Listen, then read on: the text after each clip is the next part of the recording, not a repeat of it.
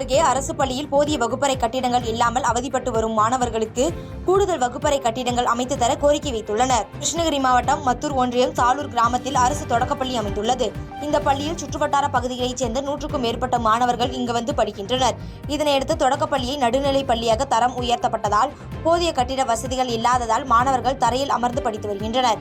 இந்த நிலையில் ஊர் பொதுமக்கள் மாணவர்களின் அவல நிலையை கண்டு அவர்களாகவே நிதி திரட்டி இரும்பு கொட்டகை அமைத்து தந்துள்ளனர். இதுகுறித்து அப்பகுதி பொதுமக்கள் பேசுகையில், இதுகுறித்து பலமுறை சம்பந்தப்பட்ட அதிகாரிகளுக்கு மனு அளித்தும் எந்த ஒரு நடவடிக்கையும் எடுக்கவில்லை என்றும், மாணவர்களின் நலன் கருதி அரசு அதிகாரிகள் உரிய நடவடிக்கை எடுக்க வேண்டும் என்று கோரிக்கை வைத்துள்ளனர். நல்ல பசங்க படிப்பு திரும்பி இருந்தோம், அவங்களுக்கு படிக்கிறதுக்கு சரியான கட்டட வசதி இல்லாதனால மாணவர்கள் எல்லாம் வெளியே உட்காந்துன்னு படிக்க வேண்டிய சூழ்நிலை இருக்கு. அதனால சிறந்த ஆசிரியர்கள் முறையில் இது பண்ணி நல்லதாக கோச்சிங் கொடுத்து பசங்களை நல்ல முறையில் திறமையாக கொண்டு வராங்க.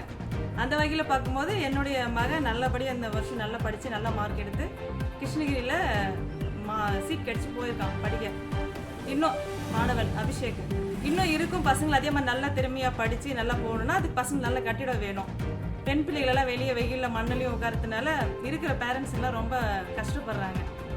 அதனால இது கல்வித்துறை அமைச்சர் அன்பில் மகேஷ் அவர்கள் கிருஷ்ணகிரி மாவட்டம் சாலூர் கிராமத்தில் இருக்கிற பள்ளியை இன்னும் கொஞ்சம் மேம்படுத்தும் மாதிரி அவங்களுடைய கவனத்திற்கு நான் இதை கொண்டு வரேன். இது இந்த ஊரின் சார்பாக நான் கேட்டுக்கொள்ளப்படுகிறேன். எல்லாரும் சார்பாக கொஞ்சம் பசங்களுக்கு கட்டிடம் வேணும்னு சொல்லிட்டு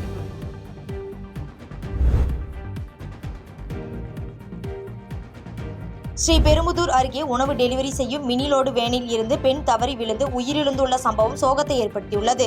காஞ்சிபுரம் மாவட்டம் ஸ்ரீபெரும்புதூர் அருகே ஒடிசா மாநிலத்தைச் சேர்ந்த கமலி பெஹாரா என்பவர் இருங்காட்டுக்கோட்டையில் உள்ள தனியார் உணவு கூடத்தில் வேலை செய்து வந்துள்ளார். இந்த நிலையில் சிப்காட்டில் செயல்படும் தனியார் நிறுவனத்திற்கு உணவு டெலிவரி செய்ய மினிலோடு வேனில் பின்புறம் அமர்ந்து சென்றுள்ளார். இதனையடுத்து பேரம்பாக்கம் தண்டலம் சாலையில் சென்றபோது மன்னூர் பகுதியில் கமலி பெஹாரா வாகனத்தில் இருந்து எதிர்பாராத விதமாக தவறி சாலையில் விழுந்தார்.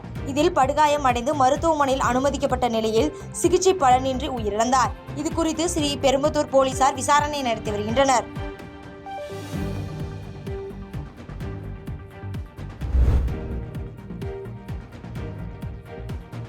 ஆண்டிப்பட்டி அருகே விடுதி காப்பாளர் 9ஆம் வகுப்பு படிக்கும் மாணவனுக்கு பாலியல் தொந்தரவு கொடுத்துள்ள சம்பவம் அதிர்ச்சியை ஏற்படுத்தியுள்ளது. தேனி மாவட்டம் ஆண்டிப்பட்டி அருகே உள்ள கிராமத்தைச் சேர்ந்த கோபாலகிருஷ்ணன் என்பவரின் 14 வயது மகன் மயிலாடும்பாறை அரசு மேல்நிலைப் பள்ளியில் 9ஆம் வகுப்பு படித்து வருகிறார். இந்நிலையில் மயிலாடும்பாறை கிராமத்தில் உள்ள ஆதி திராவிடர் நலத்துறை விடுதியில் தங்கி படித்து வருகிறார். இந்த நிலையில் 9ஆம் வகுப்பு படிக்கும் மாணவனுக்கு அந்த விடுதியின் காப்பாளர் ராமச்சந்திரன் என்பவர் அடிக்கடி பாலியல் தொந்தரவு கொடுத்து வந்ததாக தனது தந்தையிடம் கூறியுள்ளார். இதனைத் தொடர்ந்து அதிர்ச்சியடைந்த கோபாலகிருஷ்ணன் இந்த சம்பவம் குறித்து மயிலாடும்பாறை காவல் நிலையத்தில் புகார் கொடுத்தார். அந்த புகாரின் அடிப்படையில் வழக்கு பதிவு செய்து விசாரணை நடத்திய பின் விடுதி காப்பாளர் ராமச்சந்திரனை காவல்துறையினர் நீதிமன்றத்திற்கு அழைத்துச் சென்றனர். அப்போது ராமச்சந்திரனுக்கு உயர் இரத்த அழுத்த கோளாறு ஏற்பட்டதால் உடனடியாக அவர் தேனி அரசு மருத்துவக் கல்லூரி மருத்துவமனையில் சிகிச்சைக்காக அனுமதிக்கப்பட்டார். மேலும் உடல் நலம் தேறியதும் ராமச்சந்திரன் கைது செய்யப்பட்டு சிறையில் அடைக்கப்படுவார் என காவல்துறையினர் கூறியுள்ளனர்.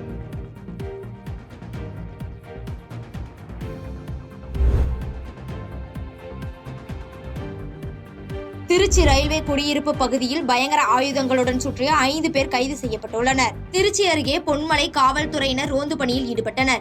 அப்போது பொன்மலை பகுதியில் உள்ள பாழடைந்த ரயில்வே குடியிருப்பு கட்டிடம் பகுதியில் காவல்துறையினர் சென்றபோது அங்கிருந்து 6 பேர் அங்கிருந்து தப்பி ஓட முயற்சித்த போது அவர்களை காவல்துறையினர் விரட்டி சென்று கைது செய்தனர். இதன் பின்னர் அவர்களிடமிருந்த பயங்கர ஆயுதங்களை பறிமுதல் செய்தனர். இதைத் தொடர்ந்து அவர்களிடம் காவல்துறையினர் விசாரணை மேற்கொண்ட போது வழிப்பறி செய்ய திட்டமிட்டது தெரியவந்தது. மேலும் இவர்கள் மீது பொன்மலை காவல்துறையினர் வழக்கு பதிவு செய்து திருச்சி நீதிமன்றத்தில் ஆஜர்படுத்தி சிறையில் அடைத்தனர்.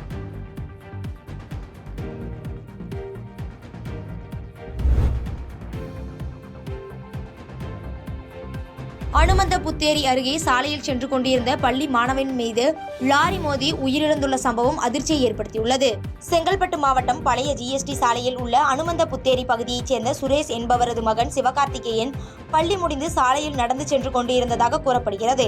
அப்போது அவ்வழியாக அதிவேகமாக வந்த லாரி சிவகார்த்திகேயன் மீது மோதியதில் தலையில் பலத்த காயமடைந்த மாணவன் சம்பவ இடத்திலேயே பரிதாபமாக உயிரிழந்தார். தொடர்ந்து சம்பவ இடத்திற்கு வந்த செங்கல்பட்டு நகர போலீசார் விபத்தில் பலியான சிறுவனின் உடலை மீட்டு பிரேத பரிசோதனைக்காக செங்கல்பட்டு அரசு மருத்துவமனைக்கு அனுப்பி வைத்தனர். மேலும் இச்சம்பவம் குறித்து வழக்கு பதிவு செய்து லாரியை பறிமுதல் செய்து தப்பியோடிய லாரி ஓட்டுநரை தேடி வருகின்றனர். இந்த நிலையில் உயிரிழந்த சிறுவன் கார்த்திகேயனின் பெற்றோர் மற்றும் உறவினர்கள் 100க்கும் மேற்பட்டோர் மாவட்ட ஆட்சியர் இல்லத்தை முற்றுகையிட்டு சாலை மறியல் போராட்டத்தில் ஈடுபட்டனர்.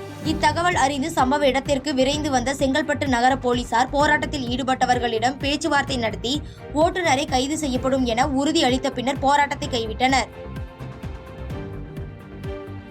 பாதகம் செய்பவரை கண்டால் நாம் பயங்கொள்ளலாகாது பாப்பா.